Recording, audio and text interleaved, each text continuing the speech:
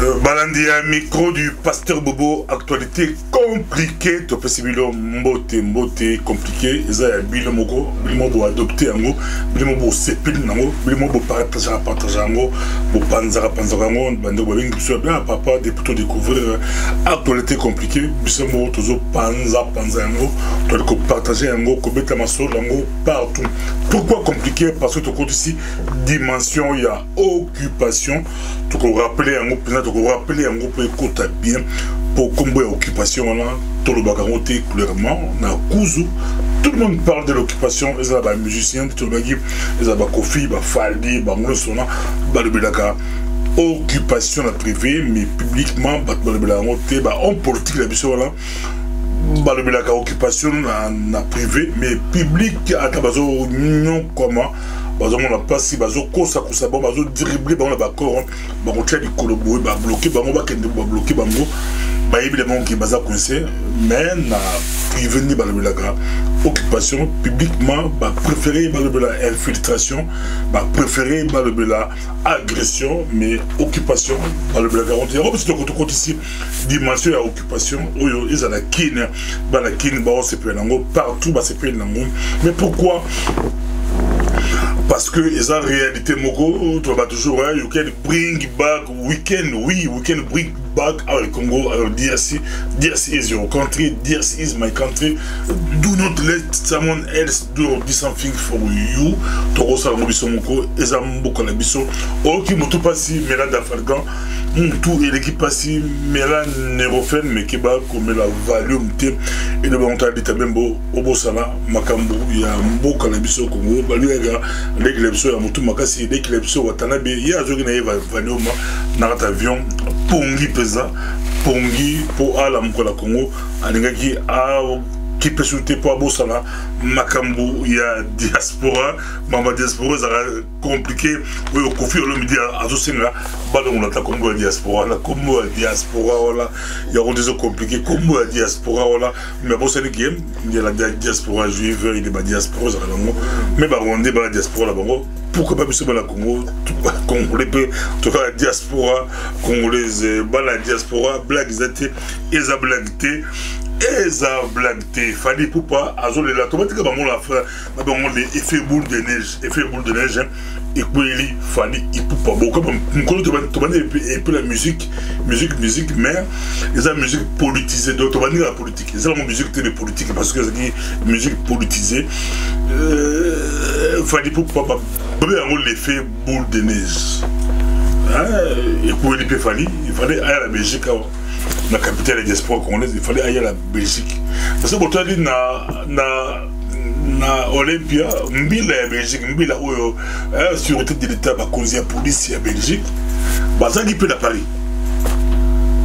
Nasi tu peux expliquer que ba police ya Europe entre bango ba solo laka, ba coopéraka, ba ima sonné ça. Donc mbila ya Belgique. Azalaki bambila ba contrôle la ba marche à Belgique ba azalaki pe na Paris c'est ba solo entre bango ba c'est communiquer qui et puis yaki tamba amon yibo amon na misuna ba beti de sur le terrain bon ba pour ça ba beti de sur le terrain ba sur le terrain ba pour il fallait gérer pour ba français ba il est difficile mbila la France à gérer ba combattre la Belgique il fallait payer mbila la Belgique à la France pour à côté ba français qui est là Bobé tabac de boy aucun de boy. Bila paix il y a Angleterre il y a anglais. Parce que na Paris donc allemand Bila Allemagne parce que na Paris mais maman Zaki au petit mois boy il y a en Belgique ba principe décision ba boy ba longolika Combo ya fali. Ndenge ba ça na Londres à l'époque il fallait papa Wemba à Beta na anniversaire il y a Mandela en Angleterre ben Angleterre ba chaka pression au centre. Organisateur baloneka Congo ya papa Wimba na kati ya azaraja pour azaraja kuto akomaja la Kenya doit azo avion aya Londres na ta Kenya ba ibisi kino tia la kuna kombo na balongolo na kata kombo ezaka bobulu falipe donc balongoli il fallait remettre la musique dans ses bouges bon il fallait aller dans la métier mikolo aki na recueillir ni on a libéré la musique congolaise, plus jamais on ça va concert, plus jamais on peut que ça, azalina assurance mourir impossible. Et quand on sait que toi assurance mourir autant qu'il va puis, mais il y a mon micro à moni yango, depuis que Watanabe le fond de l'orgueil à Watanabe et bomina fani, staff a fani bazole la babi mutabe si masolo, eza Watanabe na babi si masolo, ainsi balongo li fani na zébrouche donc eza babi yango l'effet boule de neige de zoya quand c'est la période ya JB Piona ça mutu makasi et beta ba musicien pour ces 5 ans. Il y a Watanabe et Betty et comme il faut difficile il va falloir babeta ba concert na poto soit tu li baya ata combattant moko to ka ata to mutu moko abenkera na mairie ou la commune qui muta na kati ba tourner mutu tel azali mbala moko ba kolongola de comme mo boulou mais tous ces arrêts politique na mboka la Congo politique na mboka la Congo et on sala passer et ça mutu passer et ça couper sa mawa tala ka dimanche yo pas que to ko na mbouye ma ba musique ba nini mais ba bomi de prêtres d'abord ba enlever deux prêtres ba profiter mais ba enlever bango deux prêtres na béni ba enlever ba kida bango ba bête des gens abbé Charles qui passe na abbé Jean-Pierre Akili Mali ba enlever bango mais ba compter là qui bango na kata séminaire ba bête ba séminariste batango balani je ba te ba côté ba séminariste tarani ba séminariste non ba nesti ba un coup ba santé et puis bazui deux abbés bakeda bango 5 ans aza ko dénoncer yango 5 ans à protester na ndenge mo santé mais ça va bandi ba en tout cas so moni yango ça va jouer à pouvoir anga multiplier ba insécurité à multiplier makambo parce que Kabila buteli que élection ezalate yango ba tuni de déjà so que peut concert betaki na poto et très si que glissement ba ba fêter yango et ça déjà en direct donc même de balance ya Watanabe ezalaki en direct na Kinshasa ba ba sala ki do so concert betaki petrol ba une bouche à santé et ça va qui bon banda lelo to consacrer glissement d'abord to koisi musique to zongi musique na poto Kabila peut avoir glissé donc on sala glissement na kinga ba imposer ba kinois mais ba la poto ba télémédi yango na ndenge moko ya ko sakala te bozumo la kena ko Kabila ce qui est un peu grave la ka Kabila do fait azate moto mandé sili moto yokuto a vu sur si ba c'est une année on peut linguer sila à Rosola candidaté mais do fait pe azate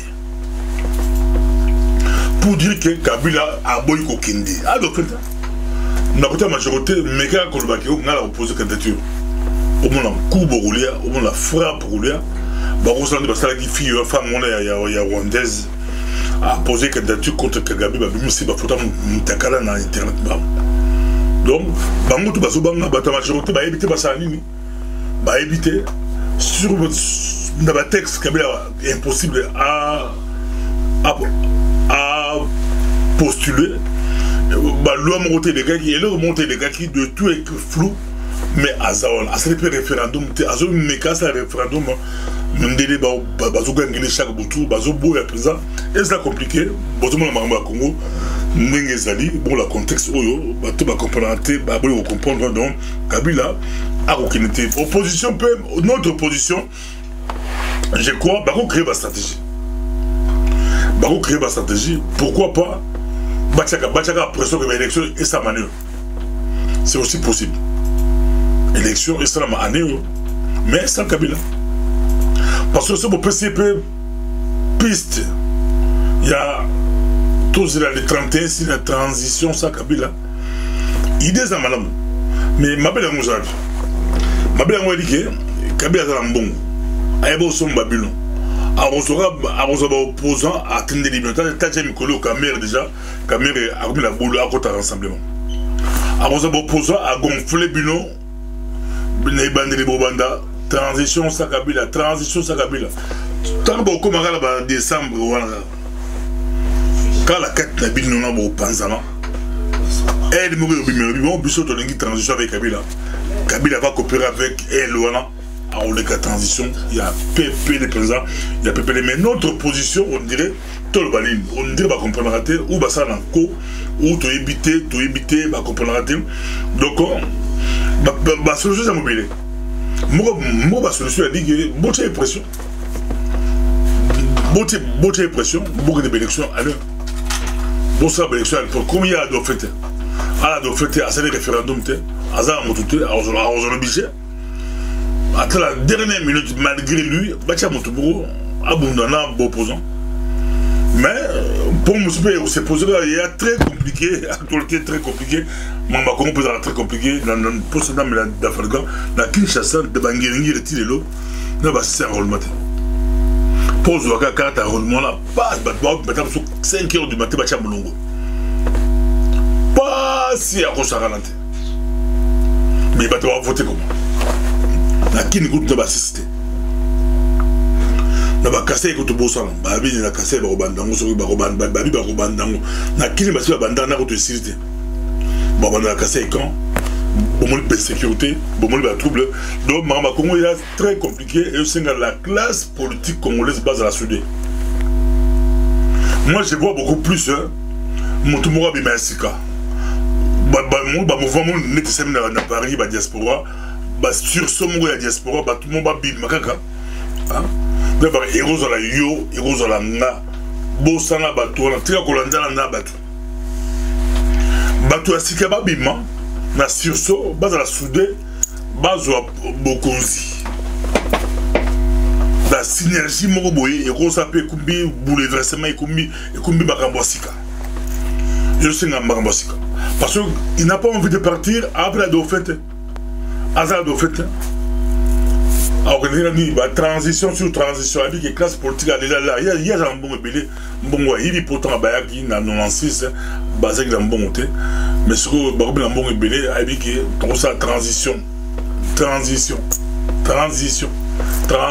à partir de 2015, non, à Robert Bamanda, les gars, Mobutu avait un mandat, depuis 90, Mobutu avait 7 ans de transition. À l'aise, Kabila pas bien, il est comme ça de remettre 15 ans en transition. Pour la classe politique, Baïbi et l'urbanité, la côté rassemblement, parce que nous bêta la mitou, ma co-fils bêta là, soit de mitou, la politiquement, parce que bêta la mitou, bah, les conseils contredire la néo. Et je peux cela m'avoir parce que l'ambition, qui sera candidat président de la République démocratique du Congo, mais il est bon, il est bon, il Afandi, Ngazami, Afandi, Penza. Et ça, actualité très très compliquée pour Namboka. Nabiso Congo, pourquoi cible le régime Kabila est commis par l'église catholique, tout le monde l'église de Kasai. Lever deux prêtres na Beni, bazo attaqué par-ci par-là, eza moboulou na nenge moko ya kosanganate ezali makambo ya mboka na biso Congo. Tomoli onenganko yiye na discours na ye ya alingi akotela nanga kaka batu na ye ba siliki ya kosanganate ba zomelie ba boudeye. Bon, il faut que l'élection soit année au temps, même la base de la partie, comment comprendre que les leaders politiques, tout la réelle politique, ils sont incapables et impossible de tout ça, l'élection année. Il y a le budget qui l'année prochaine, ça va être pour Kabila, après si Kabila passe, pour Kabila Zong, cela passe, président à Sensa, pour Bazoué Lango, tout éviter, on a encore moto, matata. Ça passe avec toi, pourquoi peut-ce pas sur les politiques, les stratégies pour récupérer Conseil national de suivi des accords. Makambo ya Congo, et puis ça va tout passer, et puis ça va mawa, avion militaire, il y a britannique, clarté, na goma, côté on a avion militaire, côté on a avion militaire, que se passe-t-il dans ce comprendre? Les avions militaires, belge, puis côté on a même dans le baki. Abi Belge bazo kosa lokuta bazo senga biso to pesa bango 50 visa 50 militaires pour bagade okumba ba caisse est-ce que biso ba compte okumba caisse on ba avion là eza okene kusani ba biso bi et que na des routines et que na mi ko ravitailler ba to monisco bo ba avion mine ezo kene kono me kulo kadi ba bon bato ba violeur bazo boma ba violent eza ko ça nini et puis kuna yango guerre de communiquer le lobe zalaki ba rebelle ba botolaki mboka ba botoli ba mboka ba botoli qui pese les lots armés congolais ça l'on qui a récupéré ba ville qui pese ba botolaki bango tout le ba toujours hein tango armée la biso ba botolaka à l'obarate. Car quand on soit à Botoli ville, soit à récupérer ville, assez de communiquer bam.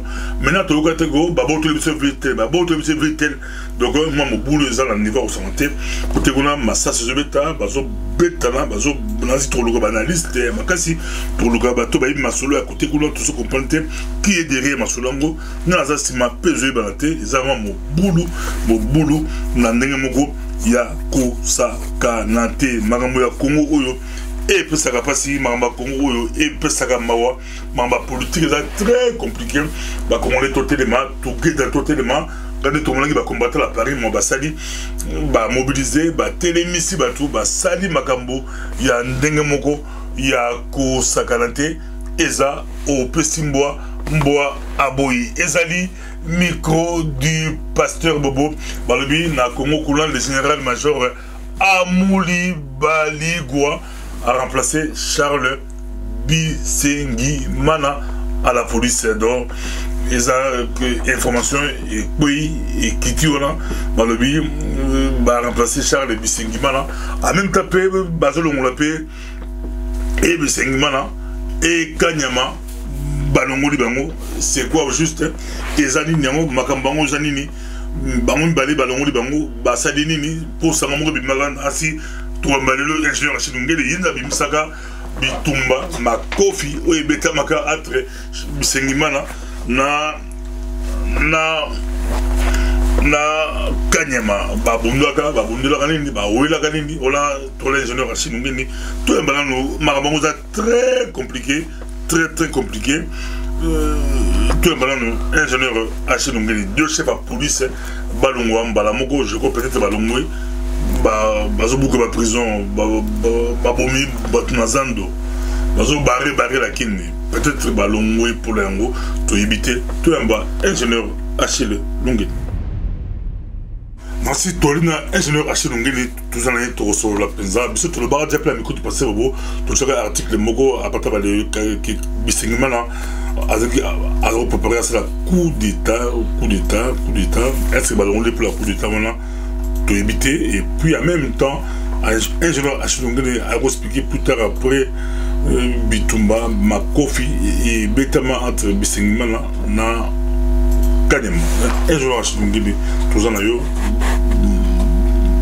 tout de bosso voilà deux questions tout ça d'abord nous l'affaire fait Kanyama et puis on se souvient un peu dans ce qui s'est passé à Paris sous la réaction Balonda Afrique de Malabisingmana Bakozumi balé à police Balonda bon Balamoua en même temps les amis c'est quoi bon les amis raison valable pour la oui mais comme information outil au Kweya les ali il faut ce que Koko dans la stratégie comme si pour la koyeba exactement pourquoi bangomi balé balongola bango balamoko et puis moko azu poste mususu azu poste et puis koyeba sikoyo pourquoi mususu wana azu poste est-ce que bazako préparer quelque chose pour que bagia ko chaye oyo bache poste na poste kanya mande toyoki batinde l'école de formation mais sikoyo oyo bisengimana abalongoli ba oche wapi est-ce que pour na bango a démérité alors ce qui le bac a démérité parce que bangonde batu baza ko sanini ko sa ba stratégie sikoyo pour na makambo ezala mboka donc point d'interrogation eza place one. Qu'est-ce que lui Bisengimana va devenir? Soit il est promu, soit balongolié. Mais ce qui raison au balongolié ou na yena kanyama balobi angote. Alors à ce moment-là, information surtout bazo sala ezali na katia ba stratégie na bango parce qu'il faut pas sa raison pour laquelle balongoli bango mbala. Alors na lobi boy nani omoni mboka ba massacre salemi ebele tozo kende même la déclaration il y a génocide na mboka. Vous comprendre? Un génocidaire wana ya Rwanda bango nde bakima bae na Congo. Alors, s'il est grand temps, bango pe nandenge na bango pour effacer ba trace nyonso wana, qu'est-ce qu'ils vont faire? Ils vont faire des chambardements. Oyoka même na armée, oyoka bako limwa ba mususu ba limwa na ba place parce que lelo likambo ezali a Kasai na likambo ya ba américain bazo kufa wana o mususu na likambo tikolo ba 5 na likambo ya nani ya ba mususu ya bungi na côté ya Kivu kaka mikolo yo. Donc batu wana nyonso tu bakokota boloko. Maintenant bazo sala na ba stratégie na bango tout pour que batike la ba congolais libabe. Batike la ba congolais libabe. Nde eloko na lingaki na loba lelo tozala ekenge bino pe ba congolais boza kuna bobo ya ka poste te. Soki omoni poste eza mobulu oyebi okoya lobité makambo okoya na niveau international et boyebi angote il faut les mususu pe ko démissionner complètement possible que babi Raus Charles Nas Boibier Raus wa salama makambo sur le bas Congo surtout le bas Congo de Congo il est nommé inspecteur général en remplacement des gens des dieux Oleko, il va bloquer la retraite, va bloquer Missi Oleko la retraite. En même temps, Amouli, il a remplacé Charles Bisengi Mala au commissariat général. Et puis, Bathily son nouvel adjoint et Bathily son adjoint sur patience, Bathily mon adjoint. Mais côté, il y a c'est le secret de la ville qui a remplacé par Sylvain Kassongo, il est à Longoli Kadem.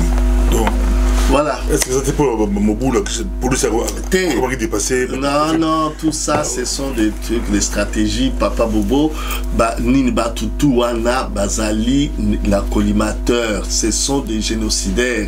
Ils ont tué, ils ont fait des plans. Il y a autant de fausses communes, autant de trucs. Alors, ils ont fait pire que ce qui s'est passé. C'est Kabila a renouvelé, Mandé sur la Batasika. Mandat c'est si là. Mandat et c'est si là. Quand il y a phase, il y a terrorisme. Ça na phase à terrorisme. Alors la phase à terrorisme, fandeli bangona libanda nana kati. Vous comprendre. Alors maintenant, ça ce qu'on a ba stratégie mususu. Ça a raison. Pourquoi? Merci beaucoup, ingénieur. Ce qui t'a eu raison, Wanande, tu ça bango que bangi va ça la bonne. Dans la chose qui est rappelé, quand tu es ingénieur chez les actualités, tu as la plateau à Osodakito, mais ingénieur chez le un peu réaction à Mambo égal à Paris. Voilà. Quand tu vas combattre Watanabe, les ingénieurs Watanabe. Oui. Et ça l'une des erreurs, il y a bandé qu'on a besoin de musiciens. Parce que ça qu'on présentait Bango Diaspora comme des gens, des gens de rue. Bazo présentait Bango Diaspora comme des gens qui ne réfléchissent pas. Et pourtant, il faut bailler nous surtout les salema oyo.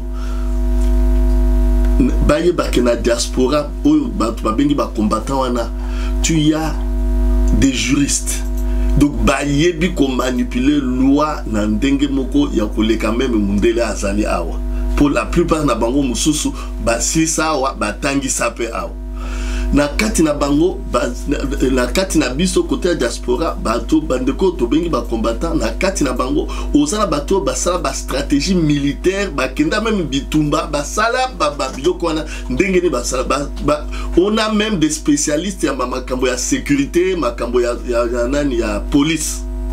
Alors maintenant l'image qu'on leur donne yango wana moni bato bazo ya na télévision pour baya ko défier alors que bazo ko sabango. Tu vois combien de fois ils ont tenté et combien de fois ça a échoué. Même la police, Oyoki police à Belgique, est dit même chef de la police en France parce qu'il y a qui combattant ya awa bakeyikuna. Pourquoi on envoie un chef au lieu d'envoyer un caporal ou n'importe qui pour aller là-bas à la Makambo. Parce que combattants ne sont pas les combattants d'Enge Bango, bazo présenté Bango la Congo. Alors, dans le lobby, les Cambodgiens surtout, il y a un moninga na wela ka consensus. Les Cambodgiens surtout, bakina na consensus. Kokende kocha défi et komene biso nulle part. Consensus. Na consensus toyokani ke mboka eza occupé et que makambo wana efandana nous pembeni.